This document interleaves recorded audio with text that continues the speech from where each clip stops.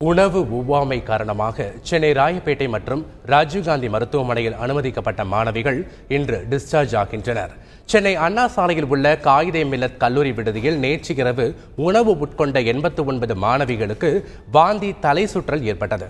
இதனையடுத்து ராயப்பேட்டை மற்றும் ராஜீவ்காந்தி அரசு மருத்துவமனையில் சிகிச்சைக்கு அனுமதிக்கப்பட்டனர்.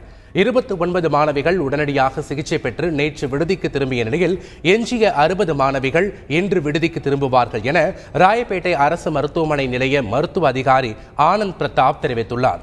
மாணவிகள் உடல்நிலை நன்றாக உள்ளதாகவும் அவர் தெரிவித்துள்ளார். இதனிடையே நேற்று இரவு வழங்கப்பட்ட உணவில் பல்லி விழுந்ததால் உணவு ஒவ்வாமை ஏற்பட்டதாக பாதிக்கப்பட்ட மாணவிகளில் ஒருவரான கோதாவரி தெரிவித்துள்ளார். நேற்று நைட்டு 10:30 மணிக்கு பக்கத்தில் காயிதே மில்லத் லேடிஸ் காலேஜ்லேருந்து ஒரு 48 பேர் ஸ்டூடெண்ட்ஸ் வந்தாங்க. எல்லாருமே ஃபுட் பாய்சனிங் சிம்டம்ஸோடு வந்திருக்காங்க. வாமிட்டிங் சில பேருக்கு பேதி ஆகுது, சில பேர் தலைவலி, சில பேருக்கு வயிற்றில் ஏதோ புரட்டல், சில பேர் கொமட்டல், அது மாதிரி ஒரு சிம்டம்ஸோட ஒரு 48 ஸ்டூடெண்ட்ஸ் வந்திருக்காங்க. இன்னும் கொஞ்சம் பேர் ராஜீவ்காந்தி ஆஸ்பத்திரிக்கு போயிருக்கதா சொல்கிறாங்க. அந்த ஸ்டூடெண்ட்ஸை விசாரித்தப்போ அது இட்லியில் பல்லி இருந்தது அப்படிங்கிற மாதிரி சொல்கிறாங்க. ஸோ இது கேஸ் ஆஃப் ஃபுட் பாய்சனிங்.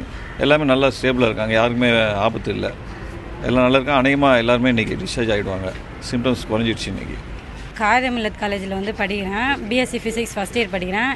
நேற்று சாப்பாடுக்காக நைட்டு போய் சாப்பாடு வாங்க போனோம். இட்லி போட்டாங்க. அந்த இட்லி நாங்கள் ஃபஸ்ட்டு வாங்கலாம் சாப்பிட்டோம். லாஸ்ட்டில் போய் வாங்கி சாப்பிட்டவங்க அந்த இட்லியில் பல்லி இருந்ததாக சொன்னாங்க. அப்படியே நாங்கள் எல்லோரும் வெளியே வாமிட்டு ஒருத்தவங்க எடுத்தாங்க, ஒருத்தவங்க எடுக்கல. அப்படியே எல்லோரும் தெரிஞ்ச உடனே இங்கே ஹாஸ்பிட்டலில் கூட்டின்னு வந்துட்டாங்க.